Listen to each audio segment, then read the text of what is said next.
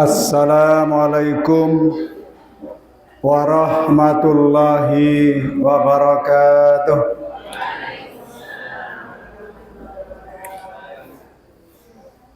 Innal hamdalillah nahmaduhu wa nasta'inuhu wa nastaghfiruh wa na'udzu billahi min syururi anfusina wa min sayyiati a'malina may yahdihillahu fala mudilla lahu wa man yudlil fala hadiya lahu. Asyhadu an la ilaha illallah wahdahu la syarika lah wa asyhadu anna Muhammadan abduhu wa rasuluhu la nabiyya ba'dah. Allahumma shalli ala Muhammad wa ala ali Muhammad. Wa qala azza min qa'il a'udzu billahi minasyaitonir rajim. Ya ayyuhalladzina amanu taqullaha haqqa tuqatih wa la tamutunna illa wa antum muslimun. Ya ayyuhalladzina amanu taqullaha wa qulu qawlan sadida yuslih lakum a'malakum wa yaghfir lakum dzunubakum wa man yuti'illah wa rasulahu faqad faza fawzan 'azima. Wa qala aidan a'udzu billahi minasyaitonir rajim wa syari'u ila maghfiratin min rabbikum wa jannatin 'arduha samawati wal ard uiddat lil muttaqin alladzina yunfikuna fi syara'i wad dharai wal kadhiminal ghaidha wal afinas wallahu yuhibbul muhsinin. Shadaqallahul adzim. Para bapak, ibu-ibu jamaah pengawasan Ramadan ingkang dadi rahmatan,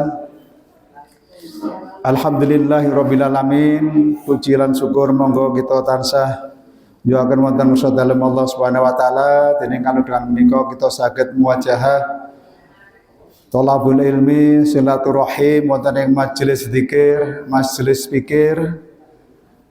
Mugi-mugi panjenengan sedaya wonten ing yang menika kawaken dados amal silaturahim ingkang Allah badhe paring lumintu keberkahan rezeki, maghfirah saking Allah Subhanahu wa taala, didawake umure. Amin. Sehat awake, lancar rezekine, akeh anake.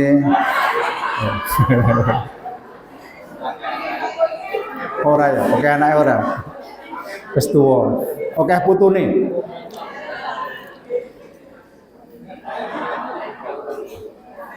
Shalawat wa salam mugi katetepaken dumateng junjungan kita Nabi Agung Muhammad sallallahu alaihi wasallam, keluarganipun, sahabatipun, lan sedaya penderekipun ingkang tansah istiqomah nderek dawuh-dawuhipun. Bapak Ibu jamaah rahimakumullah, ini malam hari ke-27 puasa kita. Kalau lomba lari maraton, memang yang sampai finish tidak banyak. Begitu awal Ramadan, semua berebut untuk berada di sop depan. Ya. Karena energinya masih kuat, stamina masih hebat, ya. Mata masih lurus ke depan, memandang semua yang dipandang hanya fokus ke depan. Itu di kilometer pertama, kedua sampai ke 20. Tapi sudah di kilometer 27 pandangannya sudah tidak lurus lagi. Ada yang mikir pasar, ada yang mikir putune urung teko, ada yang mikir amponya belum ada, wis nyiapke amplop isine urung ono. Ya. Yang disiapkan di meja apa saja besok, ya. Wis mulai jajal kelambi di depan kaca, belok kanan, belok kiri. Ya. Pendek kata sudah tidak fokus, Ya. Kalau Nabi dulu sepertiga malam, sepertiga Ramadan atau akhir 10 hari terakhir, sepertiga Ramadan itu adalah gugah istrinya. Sekarang istrinya nggak usah digugah karena wis tangi ngenyet-ngenyet kastener, ngenyet-ngenyet nastar, ngenyet-ngenyet apa saja, ngracati kapecang bawang. Wis ora maca Quran, wis ora tahajud, karena tarawih wis dilewati. Ya. Sehingga ngaji pun sudah tinggal beberapa orang. Dan ini sudah dioplos tidak pakai takbir, takbirnya kecil. Tapi tetap oke wedok, karena wedok itu putra perempuan itu memang calon penghuni surga. Calon penghuni surga. Nek taat sama suami. Taat mboten, Bu? Nek dikai duit terima mboten? Nek dikai duit ngomong sing wingi tesih Pak ngono ora?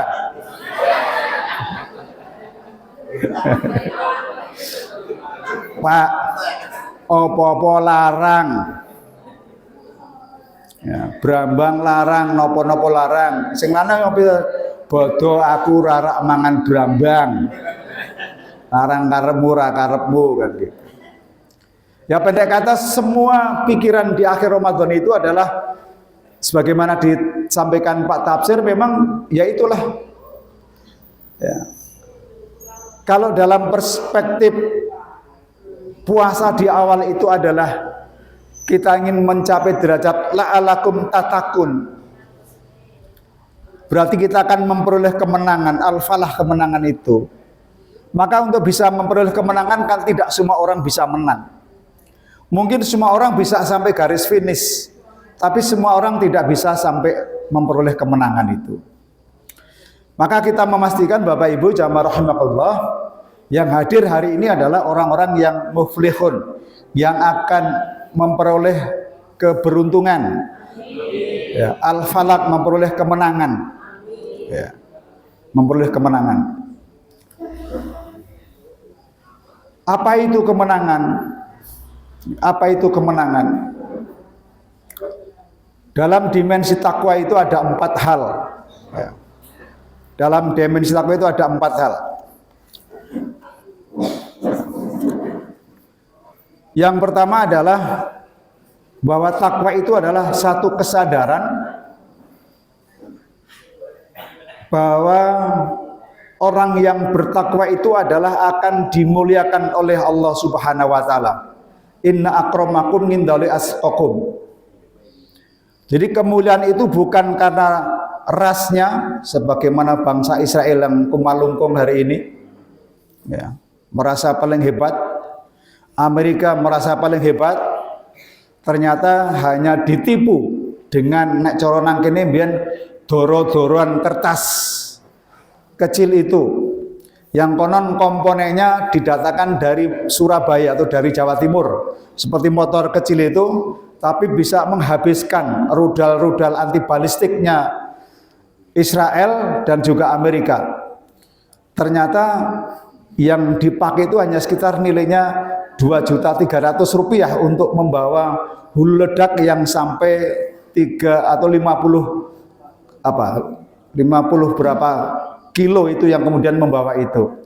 Sementara untuk mengalahkan burung-burung ababil itu, dianggap burung-burung ababil itu adalah Amerika dan Israel mengeluarkan begitu banyak biaya. Maka kalau kita bicara tentang perang teluk Bapak Ibu sekalian, hari ini sesungguhnya yang dihadapi adalah kemurkaan atau kesombongan orang-orang Amerika dan orang Israel yang merasa lebih hebat karena persenjataan yang dimiliki adalah luar biasa. Ya. Juga mengakui bahwa sekutunya banyak. Sekutunya banyak. Maka strategi perangnya pun, mohon maaf dalam tanda kutip, Amerika sangat pinter. Semua pergerakan dimulai dari pangkalan-pangkalan di Timur Tengah yang memang dibangun yang tujuan awalnya adalah untuk melindungi Qatar, Bahrain, itu begitu. Tapi ternyata kenyataannya adalah Iran lebih cerdas, lebih canggih, tidak menyerang Amerika secara langsung, tapi justru pangkalan-pangkalan itu yang dihancurkan, diluluhlantakkan, termasuk yang di Arab Saudi. Saya nggak ngerti apakah nanti haji akan di-cancel atau tidak. Saya khawatir begitu jamaah haji naik di sana, ketemu rudal menggok pura kira-kira. Saya khawatir juga ini maka. Ya. Kalau dulu di 1920 itu kita nggak bisa berangkat karena COVID tidak aman. Nah, ini nggak tahu ini apakah aman atau tidak dengan kondisi perang yang semakin luar biasa. Dan peristiwa perang ini Bapak Ibu sekalian, 14 abad yang lalu sudah pernah terjadi ketika kita perang Badar. Yang dimana ketika perang Badar itu adalah umat Islam hanya 1.000, hanya 300, musuhnya adalah 1.000. Tetapi apa? Kita memperoleh kemenangan. Kita memperoleh kemenangan. Sekalipun 300 musuh 1.000 kita memperoleh kemenangan. Kenapa? Karena ada soliditas di dalam pasukan itu. Ya. Lurus, niatnya lurus. Tapi kemudian kalau kita balik sejarah ketika perang Uhud Bapak Ibu sekalian, kita kalah itu. Apa yang menyebabkan kalah Bapak Ibu sekalian? Apa yang menyebabkan kalah perang Uhud itu?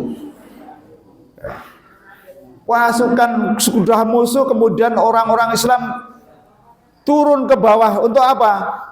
Ngambil ghanimah, rampasan perang, urusannya duit. Tiba-tiba ketika kemudian pasukan muslim masuk semua, itu nek coro jawane sulung mlebu geni. Langsung pasukan kafir dari atas panah semua. Wassalam umat Islam itu. Untung Nabi selamat itu. Nah, sehingga kekalahan itu adalah berawal dari niat yang salah. Niat yang belok, Bapak Ibu sekalian. Niat yang belok. Itu akan terjadi kekalahan. Seberapapun kekuatan kita, kalau niatnya itu berbelok, kita akan kalah. Hari ini Bapak Ibu jamaah rahimakumullah, kemarin kita berpuasa itu adalah untuk la'alakum tatakun. Ya. Dimensinya adalah dimensi takwa agar kita menjadi mulia. Pertanyaannya adalah sejak awal puasa kita sampai hari ini niatnya sudah berubah atau belum? Mboten Pak, nek nawa itu nih bar traweh podo Pak. Nawa itu sumahotin anadai fatusari Ramadana hatta lillahi ta'ala. Wis ngono ning nang, mohon maaf, hanya di sini juga. Hanya di mulut. Tapi dalam implementasinya sehari-hari barangkali ada hati yang kemudian tidak lurus lagi. Tidak lurus lagi. Ini menjadi pertanyaan Bapak Ibu sekalian. Ya. Maka sering saya mengatakan bahwa dimensi ketakwaan ini adalah sesuatu yang kemudian akan menduduki peringkat yang mulia di sisi Allah Subhanahu wa taala, bukan jabatannya, bukan karena rasnya, ya, bukan karena pangkatnya, bukan karena hartanya, tetapi adalah karena ketakwaannya kepada Allah Subhanahu wa taala. Maka kita akan dikembalikan itu. Ya. Itu perspektif pertama Bapak Ibu sekalian. Nah, yang kedua adalah bahwa prinsip ketakwaan itu adalah al-falah, atau kemudian disebut dengan kemenangan. Keberagamaan kita di dalam perspektif ibadah puasa ini akan memperoleh kemenangan dalam arti yang seluas-luasnya. Dalam arti yang seluas-luasnya. Kemenangan kita menahan hawa nafsu. Ya, karena di dalam surat pengantar yang saya baca tadi, ciri orang-orang yang muttaqin adalah yang pertama adalah fi syarra'i wa dzarra'i wal kadhibinal ghaidha wa afinas aninas wallahu yuhibbul muhsinin. Ya. Ciri yang pertama di Al-Imran 134 itu adalah fi syarra'i wa dzarra'i wal kadhibinal ghaidha. Fi syarra'i wa dzarra'i. Orang yang bertakwa itu adalah orang yang mau menafkahkan sebagian rezekinya di jalan Allah, baik di waktu lapang maupun di waktu sempit. Itu ciri yang pertama. Ya. Tentu tidak kemudian kalau punya uang kemudian diinfakkan semua, tidak. Tentu kemudian menggunakan perhitungan. Ya. Ini adalah termasuk juga dalam konteks puasa yang kemudian menumbuhkan dimensi sosial yang luar biasa.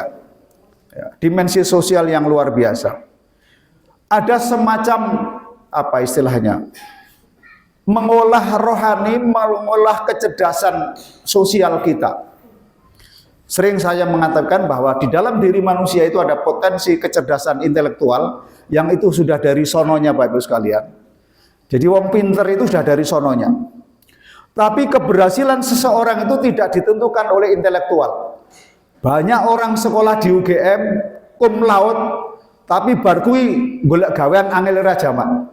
Tibake tekan gone ya halal itu Mas. Tamat tempo di Mas, kula UGM. Meng dadi sales, ya sales halal tetap. Tapi kan dulu orang tuanya impinya kalau udah di UGM mesti akan jadi begini-begini.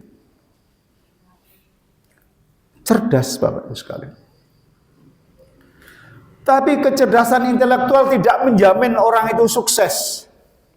Tidak menjamin. Justru ada 3 kecerdasan yang kemudian dimiliki oleh manusia, yang kemudian itu tidak ada di dalam diri potensi yang sekarang ada di otak kita, tapi ada di dinamika kegiatan atau di bagaimana manusia itu berkomunikasi, berinteraksi dengan yang lain. Apa itu? Kecerdasan emosional. Ya.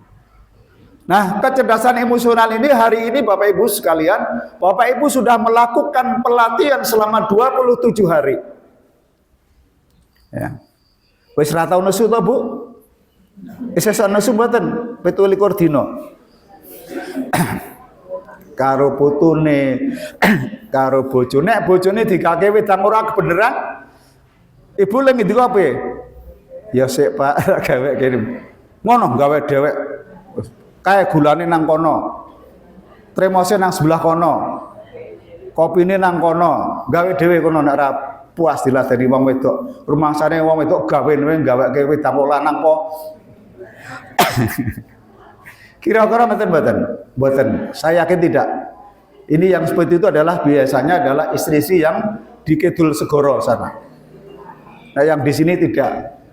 Kidul Segoro itu berarti Australia. Nah, orang-orang sini tidaklah.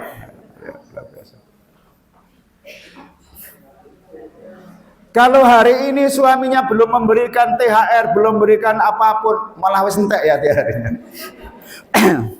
Kemudian masih kurang kira-kira ngresula mboten Ibu-ibu sekalian. Ngresula mboten. Iki sesuk ponane do teko Pak. Mosok biasane nyangoni ra nyangoni. Kan ya ora penak to Pak. Yuk piye? Ya sudah. Nanti kalau rezeki ada. Tapi mohon maaf Bapak Ibu sekalian, sering kita kadang-kadang matematika kita tidak sama dengan matematika Allah. Matematika kita itu dihitung-hitungan kalkulasi nggak pernah bisa. Tapi ketika kita niat, bismillah, iso ngandel saya, bisa. Insya Allah nanti ada rezeki. Sudahlah, tenang saja ada rezeki. Karena yang bisa menentukan dapat rezeki atau tidak itu dari sononya sudah ada.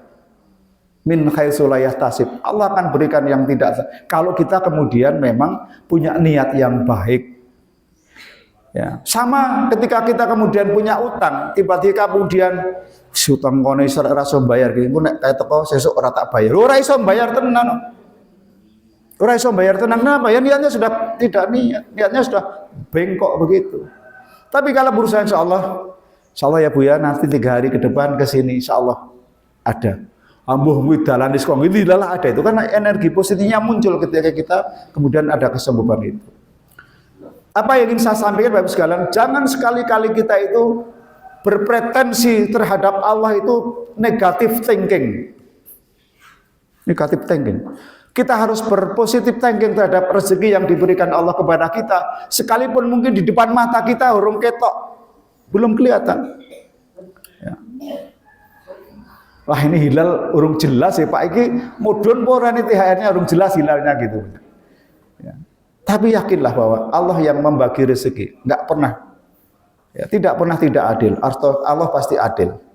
Nah cuma keadilan itu kadang-kadang dipahami oleh seseorang itu adalah yang sering saya ulang-ulang saya katakan adalah seolah-olah adil itu sama rata. Padahal adil itu adalah proporsional. Lah kalau rezekinya pegawai tentu beda dengan rezekinya pengusaha.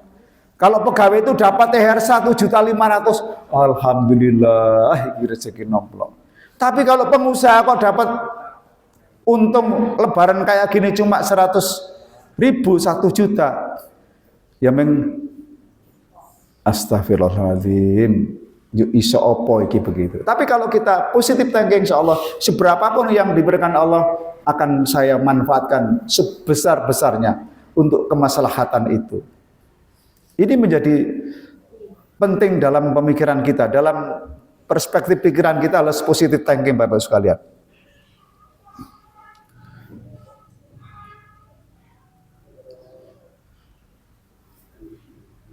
Kemenangan yang akan kita raih adalah kemenangan yang holistik, yang menyeluruh dari berbagai aspek, Bapak Ibu sekalian, dari berbagai aspek. Karena puasa ini adalah Allah ingin bahwa semua hambanya ini tidak ada yang tercecer sedikit pun besok tidak masuk surga. Kata Pak Tafsir, ora ketang surga paling ngisor gitu. Ora apa-apa seperti nang surga paling bawah ndak apa-apa. Ora sah surga Eden ora apa-apa lah. Minimalis. Ndak apa. Sehingga hadirnya bulan Ramadan setiap tahun itu adalah menjadi pembersih kita. Maka kalau kemudian di akhir Ramadan itu banyak para fuqaha, para sahabat dulu menangis ketika Ramadan akan pergi. Karena di bulan-bulan yang kemudian Allah lipat gandakan amaliyah kita, pahalanya luar biasa, tiba-tiba akan meninggalkan kita, maka mereka sedih menangis. Tapi kalau kita begitu Ramadan akan berakhir, alhamdulillahirabbil alamin. Wis sesuk sarapan, wis ora poso meneh, senenge ra jamak. Wis arak bodo, senenge ra jamak. Ya enggak apa-apa, boleh, boleh. Tetapi tetap dalam koridor apa yang sudah dicapai selama 1 bulan ini, kita internalisasikan dalam perilaku kehidupan kita. Ya. Maka sesungguhnya ketakwaan itu tidak boleh hanya dimensi pribadi, kesolehan pribadi, tapi kemudian bagaimana kesolehan sosial itu juga ada di dalam diri kita. Kalau selama 1 bulan kita sudah berlapar-lapar, bagaimana dengan orang-orang miskin di sekitar kita yang dalam tanda kutip itu kadang-kadang makan, kadang-kadang tidak. Dan itu adalah menjadi tanggung jawab kita sebagai bagian dari makhluk Allah yang punya tanggung jawab untuk membebaskan. Bagaimana Telu Al-Maun adalah pembebasan, ya, pencerahan kepada saudara-saudara kita ini. Sudah kita lakukan atau belum? Sudah kita lakukan atau belum? Atau kita biasa dengan melihat tetangga kita yang miskin, dengan tetangga kita yang tidak punya, kita biasa saja. Sudah berpikir belum ketika besok masak opor, masak enak gitu, yang diberi paling pertama adalah saudara kita, tetangga kita yang paling miskin, sudah berpikir itu belum? Urung tapi. Urung. Sing dinanake iki sesuk nggo putuku sing saka Jakarta. Putune sing cedhak wis biasa. Saya dulu menjadi pelaku cucu yang dekat si Mbah itu, Mbah nyembelih pitik itu engko seiki nggo. Nah, padahal sing nang Jakarta wis bendina mangan enak, bendina mani Pak. Sing nang desa itu nek pitik ra lara ra disembelih. Gitu zaman dia tuh pitik nek ra lara ra disembelih. Nek lara lagi disembelih. Nah, gitu. Ya. Itu orang-orang dulu, tapi orang-orang sekarang tidak. Dulu begitulah.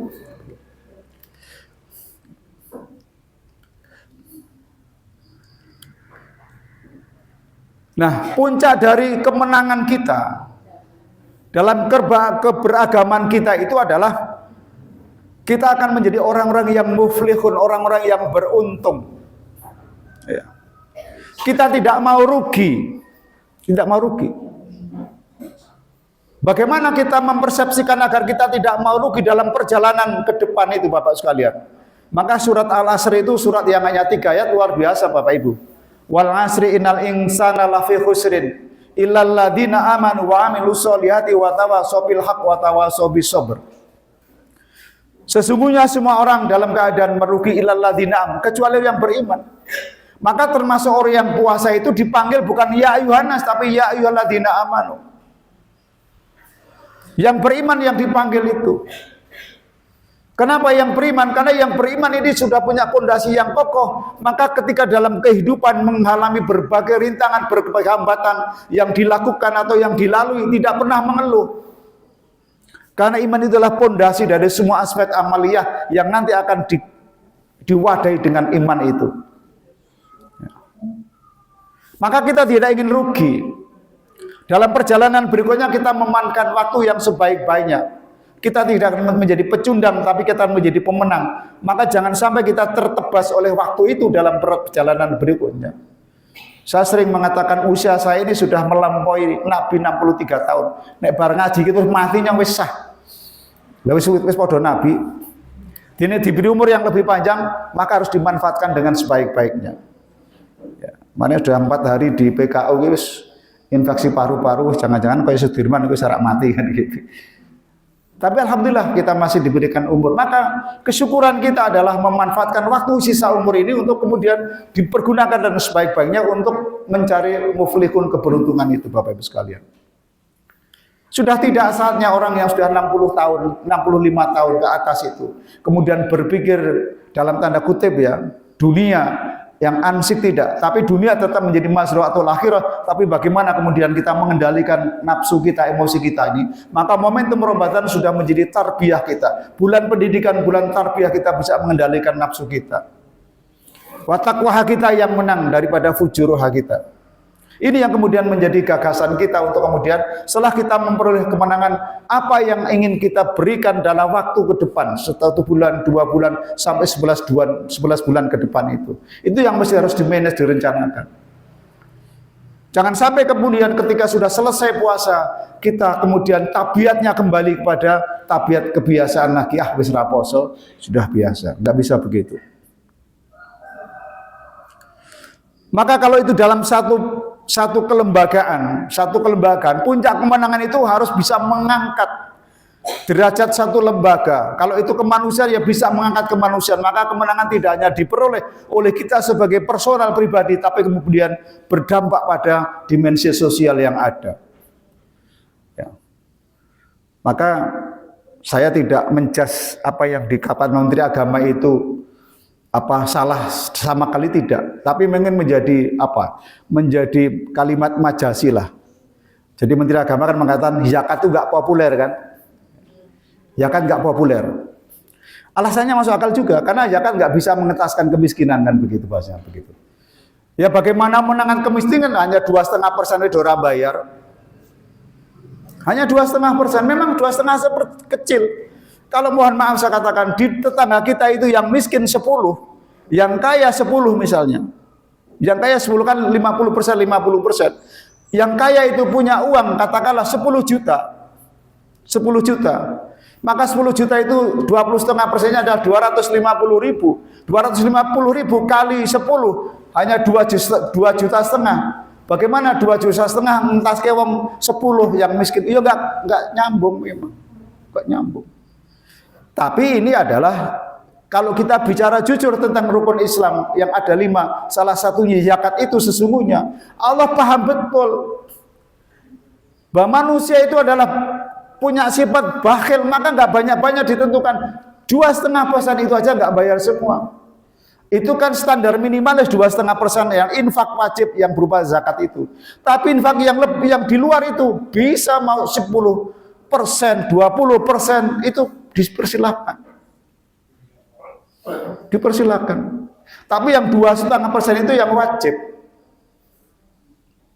Kita melepas dari menggugurkan kewajiban umat Islam yang rukun Islam itu. Tapi yang selebihnya boleh.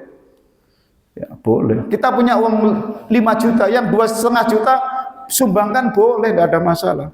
Tapi di luar yang 2,5% itu. Sehingga dikatakan tidak populer, tapi itu menurut saya tidak bisa dipahami secara literal juga. Ya.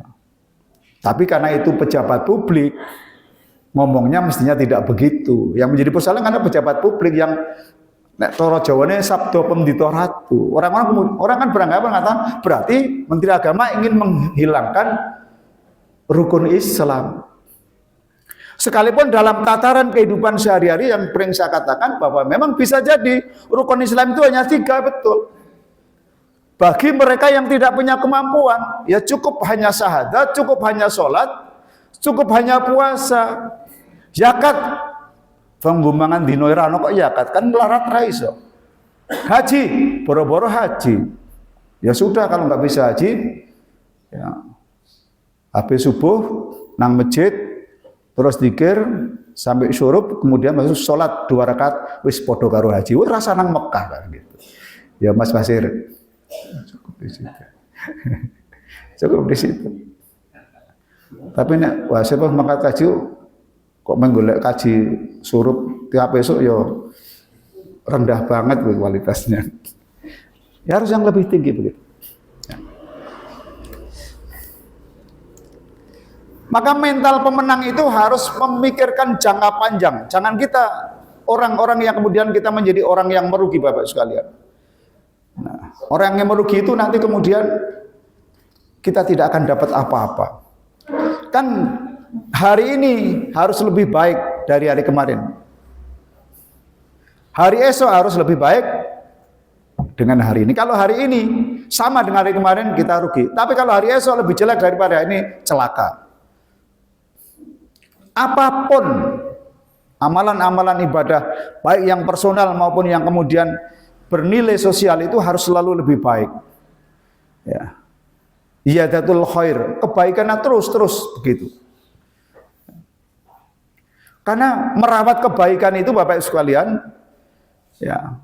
Karena dalam perspektif akhlak sesungguhnya yang diberikan tema pada hari ini pada saya adalah bagaimana merawat kebaikan yang sudah kita lakukan selama 1 bulan, kurang 1 bulan ini, kemudian kebaikan ini kemudian bisa kemudian dirawat sehingga tidak merugi dalam perjalanan berikutnya.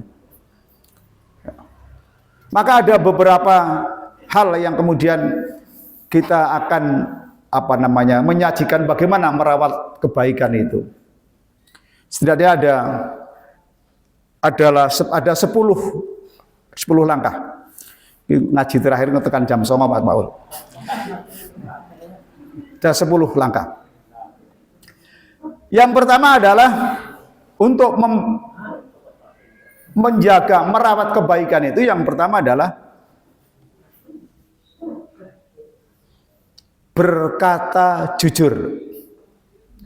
Jujur. Ya ayyuhalladzina amanu taqullaha wa qulu qawlan sadida. Ya. Orang-orang yang beriman, orang-orang yang bertakwa itu, ya. Yang beriman bertakwa itu adalah wa qulu qawlan sadida, selalu berkata benar. Ucapan, perkataan itu harus sama dengan tindakan. Ojo gedang woh pakel. Ngomongnya gampang, lakoni angel, gedang woh pakel itu. Ya. Jadi harus satu kata. Hati, perkataan dan perbuatan itu harus satu kata. Qaulan sadida. Jujur ini menjadi penting.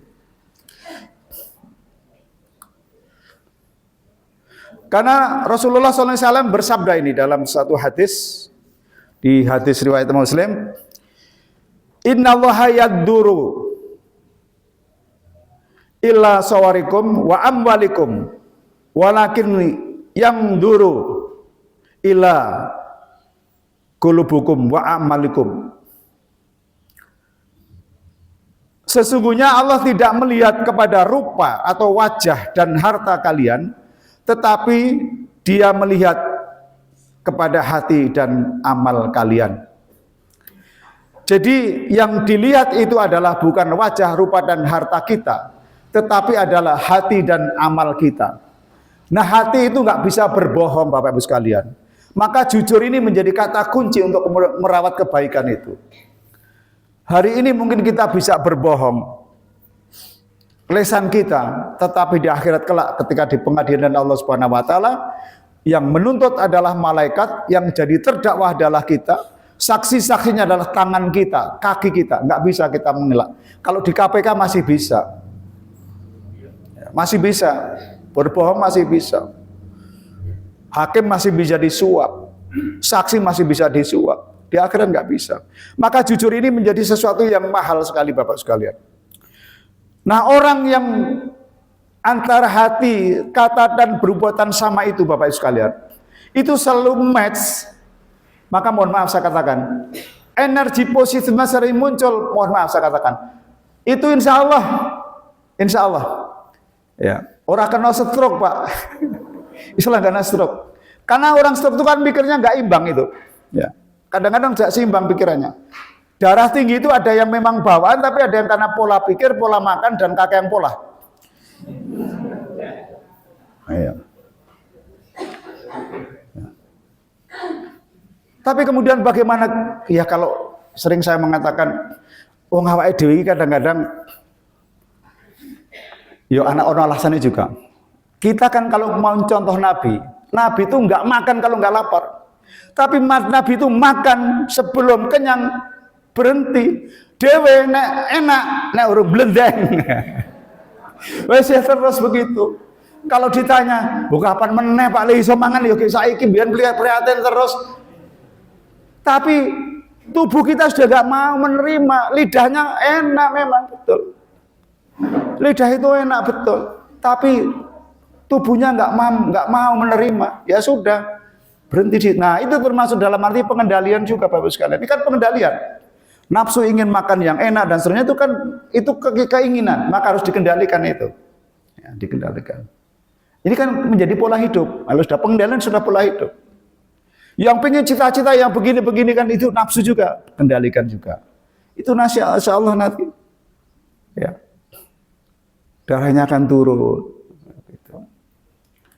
Dulu saya pernah diperiksa waktu mau berangkat haji yang terakhir itu, di Toyota, Pak Puji, ini jantung jenengan tidak beraturan, geraknya tidak beraturannya yang ngomong, ayo ngono sampean iso ngatur aku ya. Wong saka kono sing ngatur jantung saya Gusti Allah, dokter ngatur. Ya ngono iso ngatur ngono. Lah dikeki obat pengencer darah. Tak ombe 3 wulan. Dikontrol meneh isih padha meneh. Wah iki tak terus-teruske ginjalku jebol itu, maka berhenti saya sudah. Wis berhenti. Rak ngombe pengencer darah. Pengencer darah ya dumbene apa ya kira-kira? Godhong gandul kan gitu. Sing pahit-pahit gitulah. Malah tidak gondong terus. Oyot gandul saya rebus oyot gandul itu, saya konsumsi 9 hari pagi sore itu. Ya. Saya ya dapat di YouTube itu, pokoknya bismillah gitu. Kemudian saya minum itu, nah kemarin ketika saya sakit di PKU 4 hari itu, dicek jantungnya Pak Anwar, bagus Pak jantungnya tidak masalah. Gerakannya beratur, sudah teratur. Wah, berarti godhong oyot gandul bisa ngatur jantung tidak daripada dokter apa ngono. Akhirnya sudah beraturan gitu, sudah beraturan. Ya, penak to regane murah nyabuti gandul cilik kothok oyotnya didodok direbus. Nek lek ngombe karo dipratiruke, langune ra jama kalau anu hoek itu. Itu hanya sederhana itu obatnya, sederhana sekali.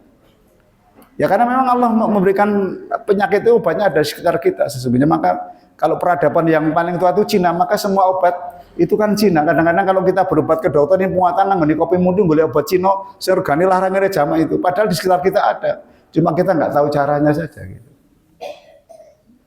Nggak tahu caranya. Berkata jujur Bapak sekalian, karena jujur ini adalah menjadi bagian yang harus senantiasa. Kenapa saya mengatakan begitu? Karena di dalam dada kita ada segumpal daging. Maka manakala daging itu baik, maka akan baik semua tubuh kita. Apa itu? Hati. Maka ini yang kemudian orang bisa bohong tapi nggak bisa menutupi kebohongan di dalam hati kita. Suami kalau mau bohongi istri itu bisa, tapi nanti ditutup dengan kebohongan kedua, ditutup ketiga. Istri juga begitu, mau bohongi suami, dibohong pertama, besok kedua ditutup dengan, maka ini akan numpuk kebohongan di sini. Maka ini yang kemudian menyebabkan tensinya jadi naik. Karena menutupi kebohongan itu kemudian tidak ada kejujuran. Ya. Lalu kemudian berarti ada dusta di antara kita kan gitu. Padahal lagunya kan tidak ada dusta di antara kita. Ini yang kemudian menjadi catatan kita Bapak sekalian. Ya.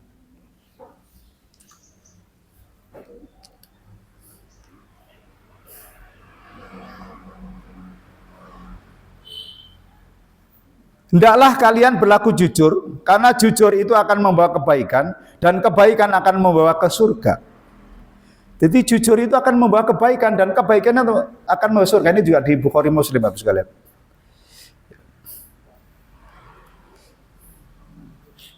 Hendaklah kalian berlaku jujur, karena jujur itu akan membawa kebaikan, dan kebaikan membawa ke surga. Hari ini Bapak Ibu sekalian, yang diuji kejujuran adalah para pedagang. Para pedagang di pasar itu. Untung bojoku seranang pasar. Tapi di rumah juga dilatih kejujuran. Nimbangi gula itu harus balance betul. Ya. Nek ana wong tuku dinyang rung oleh rasa ngapusi. Niki pun dinyang niko bareng pareng padahal rung ana wong ngenyang. Ya, pedagang begitu kan? Yang kedua, kadang-kadang itu wong niki kulake urung oleh, rasa cerita kulake. Itu rahasia bakul, rasa diceritake teng toko. Nek ora oleh ya wis ora oleh. Rasa njajak cerita kulake urung, padahal kulake wis oleh, mergo badine urung akeh. Kan ngapusi itu. Ngapusi enggak bisa itu. Itu yang perilaku kecil-kecil sehari-hari itu kalau terus kemudian menjadi kebiasaan, akhirnya menjadi karakter. Bakul mesti kudu ngapusi nek kepengin sugih. Nek ora ngapusi ra iso, akan jadi karakter akhirnya. Akan menjadi karakter. Dan itu kemudian akan menumpuk terus begitu. Begitu kejujuran enggak ada, maka kemudian hati ini sudah menjadi kotor. Kalau sudah kotor, maka semua jiwanya akan kotor. Dan kita nggak bisa ngapa-ngapa kalau sudah begitu. Maka mindsetnya adalah ya mindset yang kemudian pola pikirnya bicarane ngapusi orang. Karena sudah terbiasa begitu. Dodol jeruk ya dioplos, iki sing legi cuarup begitu dioplos. Mestinya kan di kelas ini Bu, ini yang ini memang manis, ini dia gitu, enggak dioplos gitu. Mestinya memang ada kelasnya. Yang namanya jual beli itu ada kelasnya. Ini kelas bagus, regane semene. Ada premium, ada medium kan begitu. Yang premium sekian, yang medium sekian, yang high sekian, itu memang ada kelasnya. Silakan Ibu pilih yang mana. Oh, jadi campur. Pedagang itu memang pintu rezekinya paling banyak ya. Di dunia itu pedagang selalu. Maka cepat sugih, tapi kalau tidak hati-hati ya pedagang nanti masuk neraka nomor 1 bersama pemimpin yang dolim juga. Maka berat itu Pak Pri. Ya, hati-hati Pak Pri. Dagang itu. Ya bukan yang berarti yang tidak berdagang sama-sama berat. Kenapa ya? Karena di dalam perspektif hidup ini adalah godaan dan gangguan selalu ada di dalam diri kita. Yang kedua Bapak sekalian, tarbiyah yang kedua untuk merawat kebaikan. Yang kedua adalah disiplin waktu. Ya, disiplin waktu. Kingkonya dicas sih, Pak, disiplin waktu Pak, ngaji jam itu rampung-rampung ya rapopo. Disiplin waktu. Yang tadi saya di surat Al-Asr itu kalau dulu sebenarnya pernah dikatakan oleh Imam Syafi'i bahwa sudah cukup kalau memang Al-Quran yang lain tidak diturunkan. Surat Al-Asr ini sudah cukup untuk petunjuk bagi orang-orang beriman. Cukup surat Al-Asr itu karena sudah komprehensif. Iman sudah, akidahnya, kemudian beramal soleh, kemudian sabar. Sudah 3. Watawasau bil haq, watawasau sabr itu. 3 itu sudah menjadi komprehensif untuk kita menjadi manusia merawat kebaikan itu. Maka kita jangan sampai waktu itu menjadi pedang yang menebas leher kita, Bapak sekalian. Ada orang yang sudah pensiun, ada yang orang pensiun. Itu biasanya kalau sudah pensiun itu sindrom. Nek pejabat, nek orang pejabat ya biasa. Nek pejabat sindrom, biasanya dilayani, kok sekarang melayani. Gitu. Maka kemudian perilakunya menjauh dari masyarakat. Kenapa? Ingin dihargai masyarakat, aku tak ngadomen tetap dihargai. Oh malah kualik itu. Ya. Maka kemudian ketika dia menghadapi kesulitan apapun, maka dia tidak bisa mencairkan komunikasi dengan teman, maka kemudian akan lebih berat lagi. Nah, maka waktu-waktu ketika kita, mohon maaf teman-teman yang jadi pejabat, ya Pak Menteri Pendidikan kita itu karena orang muda, sekalipun dia jadi menteri, itu ketika mau rapat, ya kabinet kemudian terhalang oleh kegiatan apa, yang melaku melaku nyolok sana nyolok sana jalan lagi. Kalau di bandara, saya pernah jemput di bandara, Pak Muti nggak pernah lewat pintu VIP nggak pernah. Saya antar sampai bandara juga lewatnya pintu biasa, gate biasa yang bersama dengan orang-orang. Karena dia ingin tahu apa yang dibicarakan orang di situ.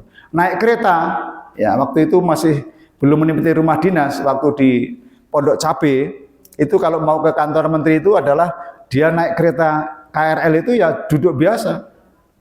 Sekalipun menteri itu betul. Dan sekarang yang ditempati rumahnya itu adalah rumahnya sekjen. Rumahnya menteri malah dipakai Mas Fajar, wakil menterinya. Pak Mukti Trimon menempati rumahnya sekjen. Kenapa? Alasannya, aku memang orang nang jero Mas Puji, aku milih senang jopo, nek tamu-tamuku ini ora ribet, nek senang jero kono ribet.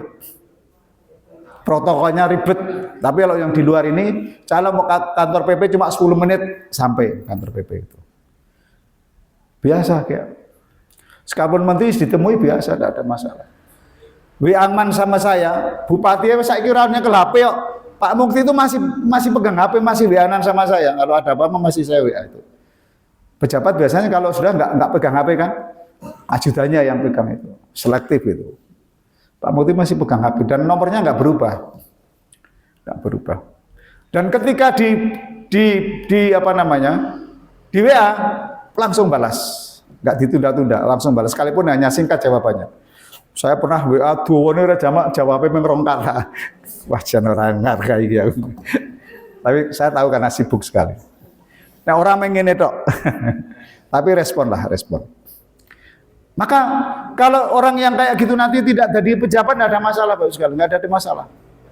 Tapi kalau orang yang sindrom Bapak Ibu sekalian, sindrom itu banyak hal dari masalah pelayanan, termasuk di dalamnya dalam hal fasilitas yang dimiliki kemudian dicabut, maka kemudian akan yang tadinya semua fasilitas ada pun tidak ada ini menjadi masalah. Nah makanya akan pada pola hidup ya, berubah, pola bergaul berubah. Ini juga membahayakan dalam konteks ini. Maka waktu yang seiring ini maka kita harus memanfaatkan yang baik-baiknya. Posisi kita dulu seperti apa, sekarang seperti apa, kita yang harus menyesuaikan.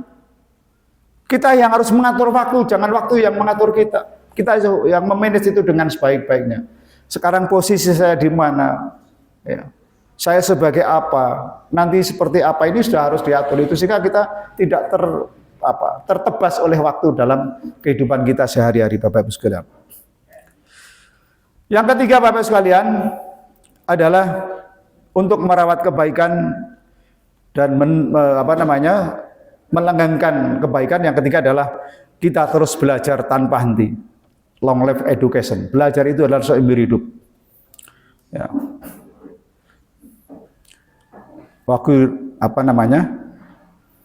Ilmu yang kita miliki itu adalah sebagian dari kesolehan kita nanti adalah kalau kita punya ilmu kemudian kita bisa memaksimalkan peran kita ini. Orang yang berilmu itu lebih dihargai daripada apapun. Ya, karena ibadah yang tanpa ilmu itu kemudian akan bisa salah di dalam perspektif ibadahnya. Maka ilmu itu menjadi penting. Maka tidak boleh kita berhenti untuk belajar. Terus belajar. Ya. Sekalipun sudah tua, ya sudah.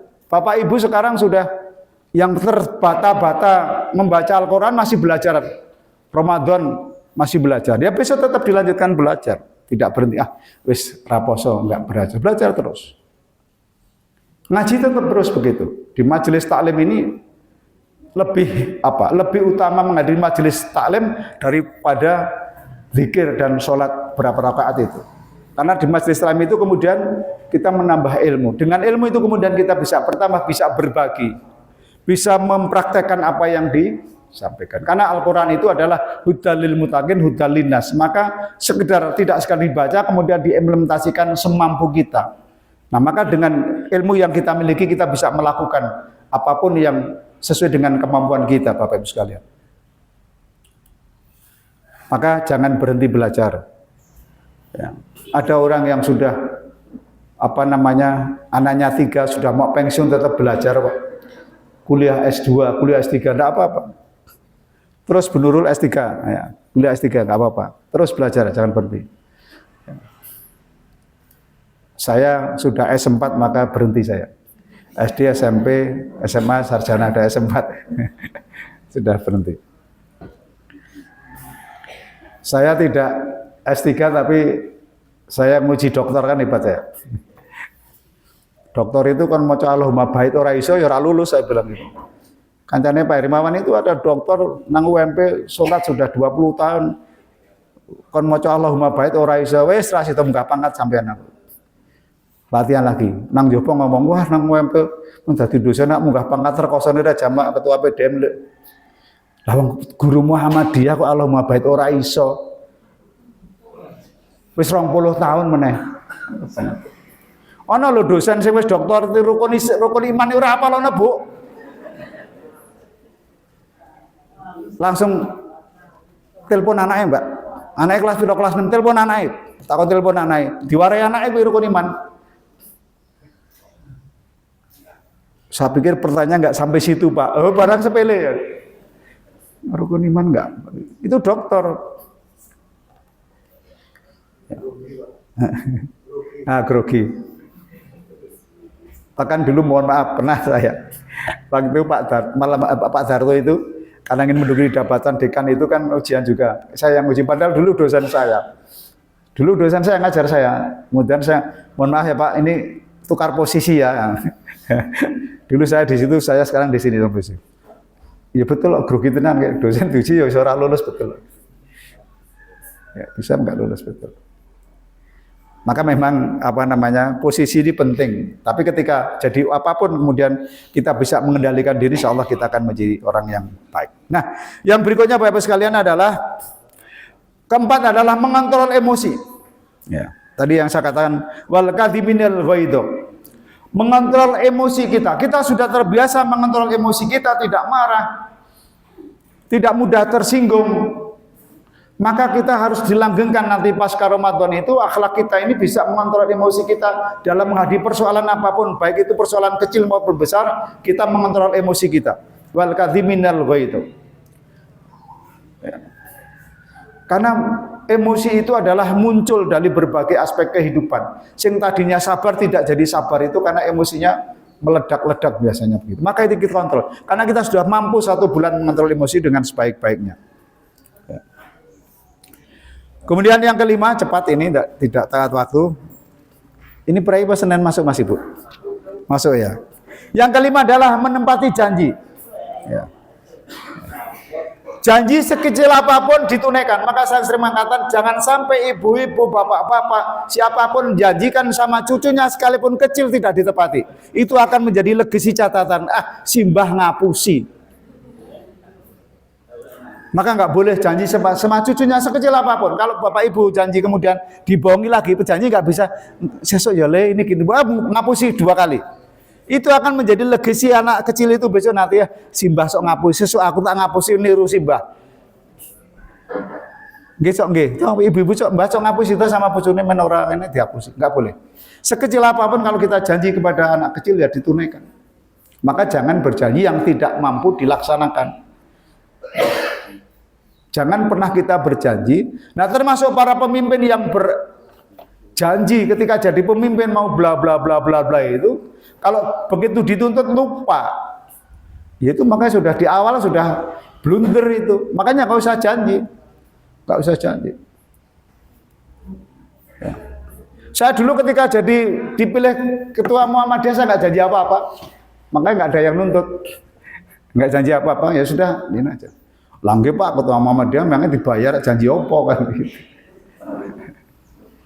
Tapi setidak-tidaknya Bapak sekalian, saya sering mengatakan bahwa pemimpin non formal ini kan kalau pimpinan organisasi kan non formal itu malah mohon maaf, dihargai Pak, karena nggak punya privilege itu malah dihargai, karena kita nggak punya pretensi apa-apa. Ya. Kemarin Pak Wakil Bupati ketemu saya, Pak Puji, kapan selo saya mau sowan itu atau sowan Wakil Bupati nang Ketua Muhammadiyah. Kapan selo sama sowan? Wonten apa sih Mas? Ini soal Basnas. soal Basnas. Wis rasa sowan. Saya ini Muhammadiyah ini. Muhammadiyah ini yang saya majukan. Saya telepon sekda juga, Pak, ini Muhammadiyah ini satu. Ini harus lolos, saya bilang gitu. Harus lolos. Dan saya pilih orang yang punya kapasitas, tidak main-main. Doktor lagi saya katakan. Doktor ini yang saya kirim untuk mewakili Basnas dari Muhammadiyah. Muhammadiyah kirim satu. Yang penting tadi. NU kirim 10 terserah. Saya kirim satu, yang penting di internal nggak ada persoalan. Dan saya rapatkan di pleno. Ini yang kita kirim untuk jadi anggota Basnas. Siap. Gitu. Dan dia sudah saya janji, Pak, kalau begini-begini nanti jadi Basnas. Ya. Dari wilayah. Pak Rosi kan mengatakan, sudah Pak Puji aja, kan Pak Puji ini sudah periode terakhir, nanti di Basnas kan masih lama. Saya bilang, saru Pak. Nanti kalau ada Bu Nurul dari kepala sekolah SMP Muhammadiyah, jaluk dana nang Basnas, yuk mengetahui ketua PDM. Ketua PDM saya, Basnasnya saya, kan menim jeruk. Saru lah, disposisi sendiri, toke sendiri kan. Saya khawatir juga. Enggak, saya enggak. Sekalipun mohon maaf Bapak sekalian, jadi anggota Basnas dan ketua Basnas itu dimireni anggota DPR Pak. Karena Basnas itu gajinya 8 juta Pak. Sing ketua itu 10 juta. Ini Pak Pujira kepengin wis cukup nompo pensiun 3,5 juta. Turah. Nggak mau. Kenapa saya katakan? Ini di masa-masa sisa akhir hidup itu, karena Basnas itu urusannya dengan syar'i, dengan masalah syariah. Nek kepleset sidik, saya katakan, saya enggak kepleset sidik. Ya Allah, wis nang surga gara-gara ngurusi duit sing ora jelas. Maksudnya gini, bukan jelas. Kenapa? Mohon maaf saya katakan. Nek aturan Basnas sudah jelas, Pak. Tapi biasanya keinginan penguasa itu yang mohon maaf saknya. Karena yang duit dari negara itu pagunya jelas, ya, peruntukannya jelas, pengurangannya jelas, potongannya jelas, maka nggak punya duit padahal sahabatnya ingin begini-begini, maka kemudian biasanya Basnas diurusi. Kayak kemarin ketika mohon maaf teman-teman yang mau ke Makassar itu kan sowan bupati, karena ya pamit jane ya njaluk sangu kan gitu, ning ya nyong ngomong ya, niki mboten sangu nih mboten napa nek mboten nggih kebangetan aku ya ngomong ngono to. Nah akhirnya disangoni Pak, sing nyangoni sama Basnas Pak. Ya. Wong siji sangoni 750.000, padahal kita sudah saya bilang sama Mbak San, wes dianggarkan 1 juta satu orang, tapi Pak asisten satu Pak Yanudin pinten Pak, 750 mawon, padahal Basnas nganggarke sak yuta lho. Oh, bodoh sira. Ya. Sudah dianggar, wes Pak Sarto mengatakan wis tak kiapi 1 juta wong siji lak menjalep 750 ya wes tak 750 gitu. Nah itu nek punya pikiran nakal Pak, punya pikiran nakal, wis toke sak yuta, sing 250 peng 10 kan wis 2,5 juta, kan rapopo sudah kan siap. Nah kalau yang kayak gitu itu Pak, secara legal formal jane ya sah Pak, tapi nang kene ini Pak, di sini nggak sampai. Itu yang katakan hati itu nggak bisa berbohong, akal pikiran bisa bohong, tapi hati nggak bisa berbohong. Makanya saya takut Bapak Ibu, saya takut sudah. Wong saya enggak. Wong dulu ketika mohon maaf saya dari Batang mau pindah sini itu Pak Anju masih kepala SMP 3 sini. Pak Busi kalau nanti di Batang terus nggak bisa berkarir gitu. Saya nggak bisa berkarir. Saya bilang memang, lu mau karir apa sih Pak? Sudah jadi guru, saya sudah paling nyaman jadi guru, nggak mau jadi apa-apa. Ya jadi apa-apa sudah jadi begini, enak, nyaman gitu. Pensiun enggak sindrom. Nah, kalau yang sudah biasa privilege apa-apa punya apa-apa begitu pensiun sindrom Pak. Nah, pemenang pegawai keuangan yang gajinya bisa gaji ke-14, pegawai BRI berapa Mas kayak pegawai bank buri kayak sampai gaji ke-17. Punya pensiun men kali 300 sindrom ora bisa. Pegawai bank ya Pak Jarwo itu. Untuk Pak Jarwo wis pinter, Pak Tri barang wis pinter duwe kos-kosan 30 kamar iso terganti kan. Kalau nggak punya kos-kosan pegawai BRI itu, saya punya saudara itu pegawai Pertamina Pak, gajinya 35 juta, begitu pensiun 3.500.000, saya dura aku bayar. Ya gitu, kalau tidak biasa gitu. Maka saya begitu pensiun itu alhamdulillah bersyukur banget. Ditewoto Pak, ditewoto. karena nggak punya keinginan macam-macam gitu. Oke.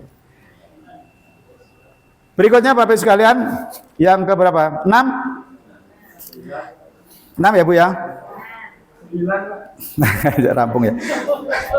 Berempati dan peduli kepada sesama. Ya. Berempati dan peduli kepada sesama.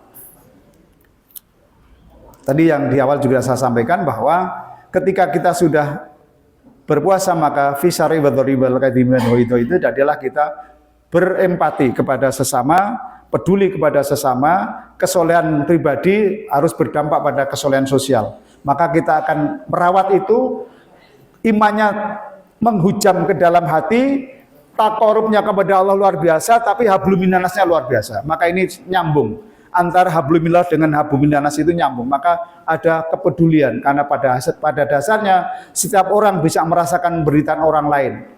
Maka saya sering mengatakan kalau ibu-ibu nonton sinetron, nonton drama Korea, itu kadang-kadang sok melu nangis, padahal sampean kelong pulsane pirang-pirang lah kok nangis, kono sing main oleh bayaran, apa jenengan nangis? Melu sedih. Nah, itu namanya bisa empati, bisa merasakan.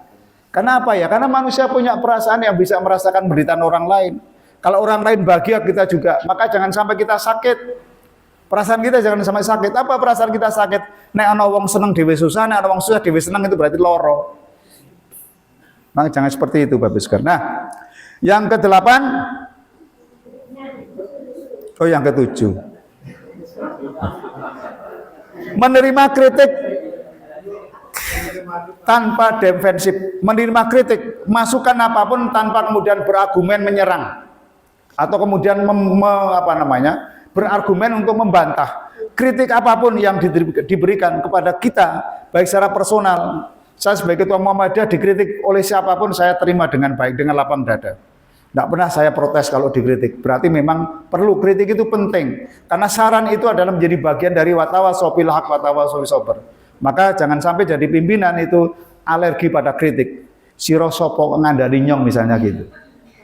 Termasuk orang tua ketika diberikan masukan oleh anaknya, nek wong biyen ra trimo, siro pe oyuhku kok ngandani wong tua, ngono biasane nek wong biyen.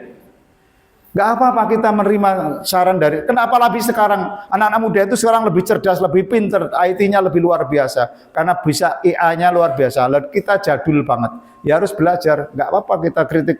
Menerima saran dari anak-anak muda nggak apa-apa. Maka jangan alergi kritik. Jadi apapun, jadi pimpinan, jadi apapun kita kalau ada masukan, termasuk jadi RT kalau dikritik ya apa? Ki RT piye kok gini-gini ya saya bareng-bareng ora usah data.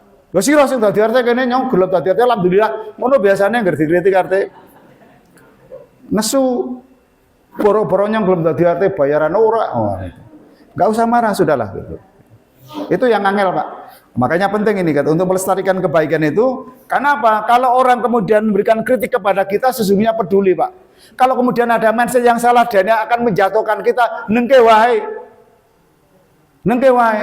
Kalau mindsetnya jahat, pasti nanti kejahatannya itu akan ketahuan. Tapi kalau mindsetnya baik, kita terima kritik dengan sebaik-baiknya, apa-apa. Itu yang marake adem nang pikiran banyak dikritik. Ya. Kita bisa menerima kritik dengan baik. Yang ke-9, oh 8. Aku kepengen kita ramung jenengan dorong ya alhamdulillah gitu.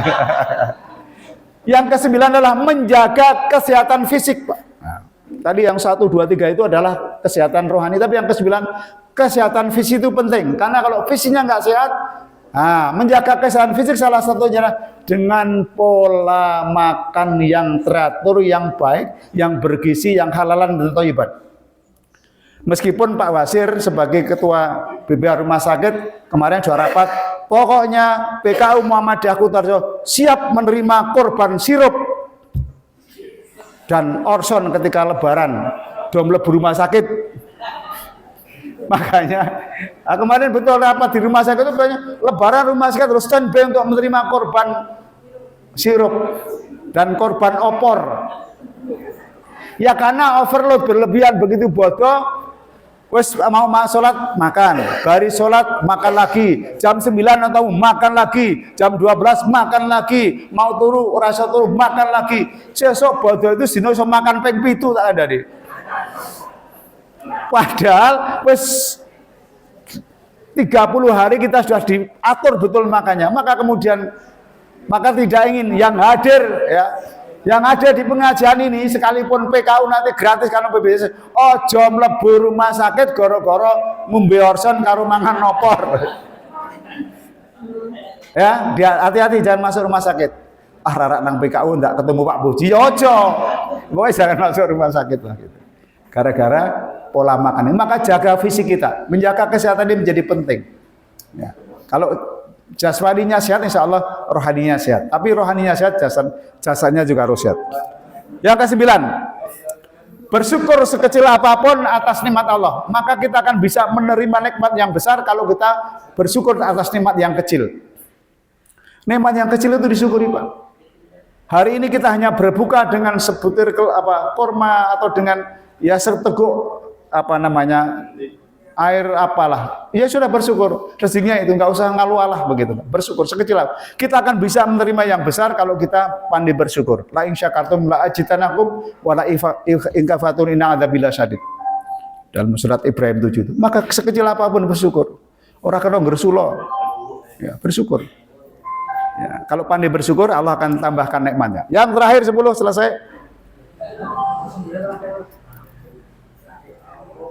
10 sama ya? 10. Konsisten dalam kebaikan, istiqomah dalam kebaikan. Nah, nek wis berbuat baik jangan menyesal.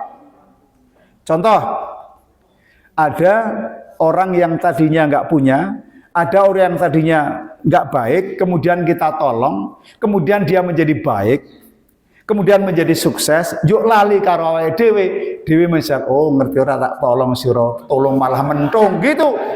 Ini nggak boleh. Ada nggak orang kayak gitu? Ada toh?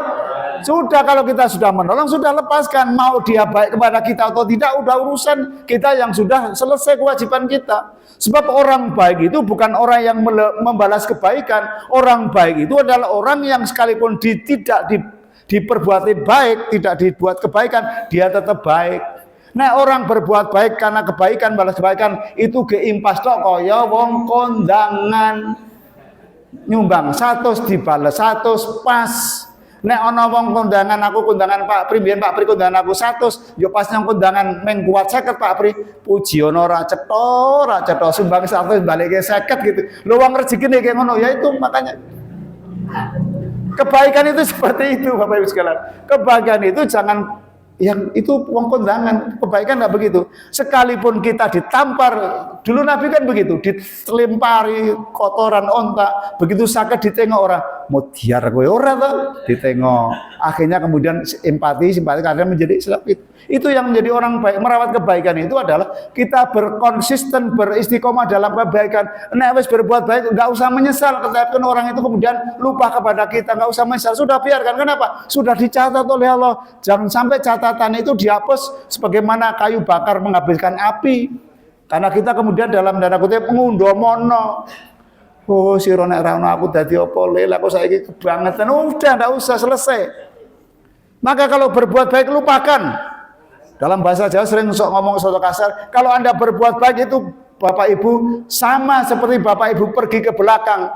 Kalau Bapak Ibu ke belakang di sini sudah mungku-mungku pergi ke belakang, pas plong, rasa didelok nang mburi, aku mau mangan sate kaya ngopo rupane, sudah lupakan. Aku mau mangan godhong telo kaya rupane kok grames senengi Raja Mak, lupakan sudah. Berbuat baik itu begitu. Sudah selesai berbuat selesai. Enggak usah diingat-ingat lagi. Kenapa? Makalah yang boleh diingat apa? Aku belum pernah berbuat baik, maka terus berulang kebaikan itu. Nah, dialing-aling. Nah, yang boleh diingat-ingat adalah kalau Anda berbuat salah. Kenapa? Agar tidak terulang. Kalau berbuat baik, lupakan. Seolah-olah Anda belum pernah berbuat baik, maka kebaikan itu terus akan konsisten dirawat sehari-hari. Maka merawat kebaikan ini menjadi kata kunci. Kita akan menjadi sukses akhlak kita pasca Ramadan, kita menjadi orang-orang yang muflihun, kita menjadi orang-orang yang memperoleh keberuntungan, dan kita menjadi orang yang al-falah, memperoleh kemenangan. Demikian kurang lebihnya, mohon maaf. Billahi wal hidayah. Wassalamualaikum warahmatullahi wabarakatuh. Pas 1 jam 20 menit.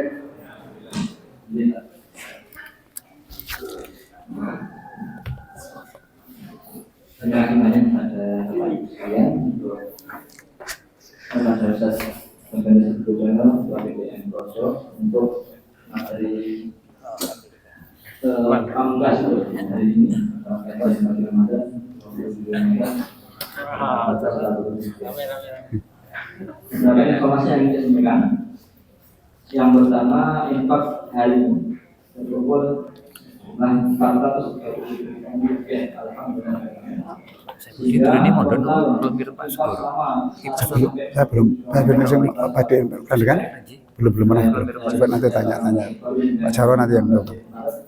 Video pasti kan. Iya. Sejumlah 15 juta. Enggak jadi umroh berarti Pak ya? Belum jadi umroh Pak ya? Kan mau umroh. Oh sudah pulang ya? Kita mantu tanggal 4 April kemarin Ya. diparingi. Untuk kurang lebih Jadi tanggal nanti mau ada tanggal 4 ada tanggal 6 ada banyak ini nanti. Kira muter mawon. untuk operasional kajian, jadi ada pesawat untuk pimpinan Ustaz dan Bisa belum Tuhan. yang lain.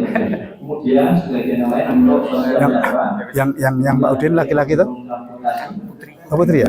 Yang di Yang di Kairo tuh? Yang di Kairo enggak tuh? Yang di Kairo enggak? Dan hal-hal yang lain. Termasuk nanti ada satu penanganan untuk jamaah yang bertahan hingga akhir. Hingga akhir tadi banyak yang sudah berbulan bersama. Jadi yang mendapatkan memang hanya hingga akhir. Jadi yang tidak tertarik dengan kemarin malah hingga hari kemarin sangat banyak sekali yang berbeda. Tapi hanya bagian di akhir saja. Jadi kan seperti itu. Kemudian yang ketiga, kajian ahad pagi perdana persebutan kami ini adalah akan dilakukan pada ahad 29 Maret 2026. Nama Ustaz Haji Syahiddin Bersama rencana nanti kita masih mengacarakan rencananya akan ada berbagi snack terbaik Idul Fitri. Nanti snacknya di Bapak Ibu sekalian nanti dimakan bersama setelah kajian ini. Ada pun hari depan tanggal 22 Maret 22 Maret hari depan kalau diliburkan, jadi ini dalam rangka Ke bodoh. yang ada jemaah, ya, sebagian dari teman-teman di sini dari Sempor, dari Sempor Kebumen, jadi bisa akan Mudik. nanti Bapak Ibu yang punya putra atau putri di rumah bisa ikut serta kami setelah lebaran akan ada rekrutmen kembali untuk pemuda dan pemudi Asia dan Muhammadiyah untuk aktif di Pengadilan Manifesto, misalkan sudah Manifesto dan PCNA. Karena nantinya akan banyak sekali pelatihan public speaking dan aktivitas yang lain yang itu bisa mendukung pengalaman organisasi itu sekalian. Tidak perlu dilakukan. Selanjutnya kami ulang lagi terkait informasi Idul Fitri. Yakni sholat Idul Fitri akan dilaksanakan di hari Jumat besok, tanggal 1 Syawal 20 Maret 2026 Masehi. Imam Bapak Haji Arwan Abdul Majid, Khatib Haji Yuda Wahyu Purwanto.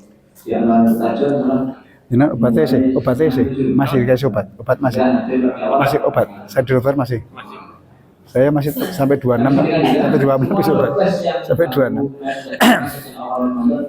Sampai hari ini dari pagi yang Ternyata saya nggak ada asam urat, makanya nggak asam minum.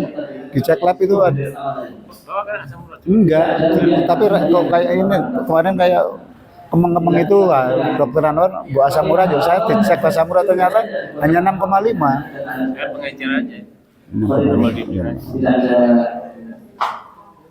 ada itu. Kemudian selanjutnya kami sampaikan terima kasih banyak kepada jemaah yang sudah mendukung sepenuhnya kajian ini dari awal sampai hari ini. Apabila kami panitia secara awal dari langsung banyak hal yang tidak pelayanannya kurang baik atau tidak baik, kami mohon maaf mewakili teman-teman semua yang hari ini hadir ataupun yang belum hadir atau masih kesempatan ada aktivitas lain, kami mohon maaf ikhlasnya.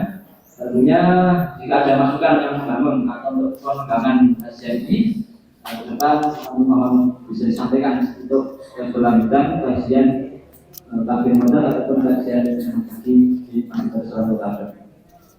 Kemudian semoga kajian tabir modal 1447 Hijriah ini sesuai dengan temanya yang kita tekankan di awal, ini menebar inspirasi dan menguatkan iman itu benar-benar menjadi inspirasi kita semua. Bapak Ibu sekalian juga memberikan inspirasi untuk tetangga saudara yang lain, tentunya akan juga menguatkan iman kita kepada Allah Subhanahu wa taala. Semoga perjalanan Bapak Ibu sekalian dari awal selama menjadi kajian ini menjadi perjalanan yang menuntut ilmu yang dijadikan oleh Allah menjadi perjalanan menuju jalan surga. Amin ya rabbal alamin. Selanjutnya yang terakhir ini kami mohon bantuan pada kawan-kawan pemuda yang hadir hari ini untuk membagikan sekedar cenderamata mata atau tanda mata kenangan untuk bagian saja untuk ada tas kanvas kecil Dibagi kafe apa? Di depan untuk ini sekaligus sebagai kami gerakan mendukung Dibagi zero plastik. Jadi ada tas yang ada sabunnya, nah, bisa buat untuk belanja, langsung belanja atau tempat yang lain. Ini kalau biasanya kami ada kenangan-kenangan di akhir kajian itu ada buku, pernah juga tahun kemarin ada buku. Hari ini ada tas kanvas, ada sablon tulisan kajian. Semoga bisa bermanfaat bagi bapak ibu sekalian, saudara-saudara sekalian, serta menjadi promosi. Monggo bisa dipromosikan pada tetangga-tetangganya, saudara-saudaranya terkait adanya kajian langsung warungmu tuh diksi apa nih? Langsung bilang warungmu. Semoga semakin banyak, semakin semangat, tentunya pendahulu yang mengawali kajian ini bisa mendapatkan pahala. Sementara itu dulu yang saya sampaikan. Bisa sampai lagi. Wes, nutup. Ini kami minta komunitas foto bersama ya nanti. UMP wes ini berarti lagi.